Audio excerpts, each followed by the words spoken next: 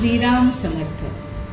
हिंदू जागृती न्यास व श्री घंटाळी देवी संस्थाच्या प्रभातमनी या कार्यक्रमात डॉक्टर अश्विनी बापटचा सस्नेह नमस्कार. श्री ब्रह्मचैतन्य महाराज गोंदवलेकर प्रवचन. 5 मे. अभिमान न धरता कर्तव्य कर्म करावे. मला कळत नाही असे वाटणे ही परमार्थाची पहिली पायरी आहे. आपण अभिमानाने मला सर्व समजते असे मानून जगात वावरत असतो. खरोखर अभिमानासारखा परमार्थाचा दुसरा मोठा शत्रू नाही. अभिमान हा हरळीसारखा नाश करणारा आहे असे म्हणणे सुद्धा थोडे अपुरेच पडेल. कारण हरळी वाढली तर ती दिसते आणि म्हणून ती उपटून तरी टाकता येते. तशी अभिमानाची गोष्ट नाही. तो दिसत नाही आणि म्हणून तो केव्हा आणि कसे डोकं वर काढेल याचा पत्ताच लागणार नाही. चित्तशुद्धीच्या मार्गात मोठी धोंड कोणती असेल तर ती अभिमानाची. आणि स्वतःच्या कर्तबगारीने आपण त्याच्या तावडीतून सुटू असे म्हणणेही वेडेपणाचे होईल. त्याच्या कचाट्यातून सुटण्याचा मार्ग म्हणजे सद्गुरूला अनन्य भावे शरण जाऊन अभिमानाच्या तावडीतून सोडवण्याबद्दल त्याची सतत प्रार्थना करणे हाच होय. चित्तशुद्धी झाली की शेताची मशागत पुरी झाली असे म्हणायला हरकत नाही. पुढे प्रश्न, बी उत्तम असणे जरूर आहे. उत्तम बी कोणते हे कदाचित आपल्याला समजणार नाही, परंतु फळ चांगले कोणते हे सहज समजते. आता असे समजा, जी फळे गोड लागली त्याचीच लागवड केली तरी पण पुढे असे अनुभवाला येते की काही काळ लुटल्यानंतर कालमर्यादेप्रमाणे ते झाड मरते आणि अर्थात फळे मिळायची बंद होतात. त्यामुळे मन कष्टी होते. यावरून असे दिसते की आता गोड लागलेली फळेही कालांतराने दुःखालाच कारणीभूत होतात. तर मग बी निवडताना असे पाहणे जरूर आहे की ज्याचे झाड कायम टिकणारे आहे आणि फळे अक्षय सुखाचा लाभ देणारी आहेत. जगात उत्पन्न झालेली अशी कोणती वस्तू आहे की जी अक्षय टिकेल?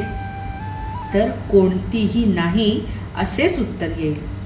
म्हणून विनाशी फळाच्या आशेने केलेले कोणतेही कार्य सुखाला नेत नाही असे म्हणावे लागेल. याकरताच भगवंताशिवाय दुसऱ्या कोणत्याही फळाची आशा न ठेवता कर्तव्य कर्म करीत राहणे हाच सुखाचा मार्ग आहे आणि हीच उत्तम बीजाची पेरणी आहे. भगवंताची मनोभावे प्रार्थना करावी की हे देवा, तुझी भक्ती तुझ्याशिवाय इतर कोणत्याही फळाच्या आशेने न होईल अशी कृपा माझ्यावर कर. त्या दृष्टीने आपणही प्रयत्न करणे जरुरीचे आहे.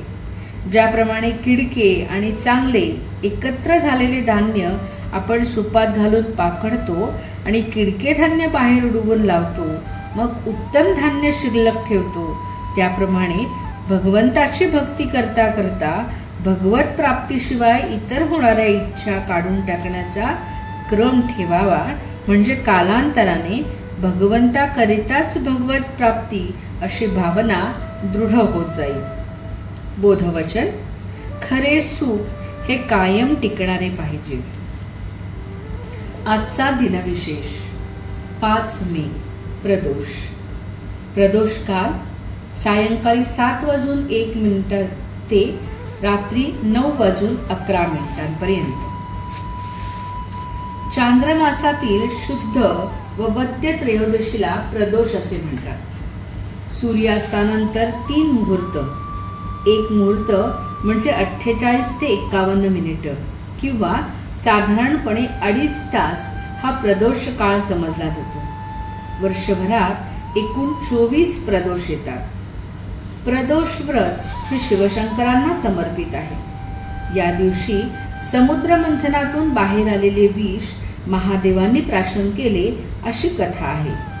वारानुसार येणाऱ्या प्रदोषाला सोमप्रदोष, भौमप्रदोष, बुधप्रदोष, गुरुप्रदोष, शुक्रप्रदोष, शनिप्रदोष व रविप्रदोष अशी नावे आहेत. यातील भौम व शनिप्रदोष विशेष महत्त्वाचे आहेत. ज्यांचे चंद्रबळ कमी आहे आणि मानसिक अस्वास्थ्य आहे अशांनी प्रदोष व्रत जरूर करावे. प्रदोष व्रतामध्ये प्रातःकाळी पूर्व किंवा उत्तरेकडे तोंड करून शिवपूजन, नामस्मरण, निर्जळी उपवास किंवा हिरव्या मुगाचे कळण असा आहार घ्यावा. सायंकाळी प्रदोष काळात पुन्हा स्नान, शिवपूजन करून उपवास सोडावा. दही भाताचा नैवेद्य दाखवावा. प्रदोष व्रत हे उत्तरायणात सुरू करावे. मंडळी, रामरायाचे आणि श्री घंटाळी देवीचे आशीर्वाद आपल्या कुटुंबावर अक्षय राहो. जानकी जीवन स्मरण. जय जय श्रीराम.